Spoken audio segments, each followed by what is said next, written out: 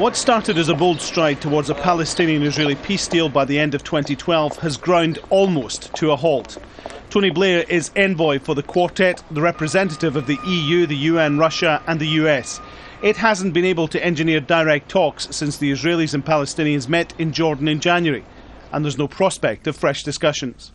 We remain committed to the goals that we outlined in New York last September. After the 2-hour meeting, the Quartet expressed concern about increasing attacks on Palestinians by Israeli settlers, Israel's continued building programme on the West Bank and Palestinian rocket attacks on southern Israel.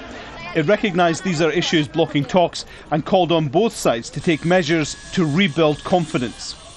The Quartet is 10 years old, and there are growing voices suggesting it's outlived its usefulness. Yossi Beilin was one of the architects of the Oslo peace accords between the Israelis and the Palestinians and told Al Jazeera's Inside Story it was time for the Quartet to disband.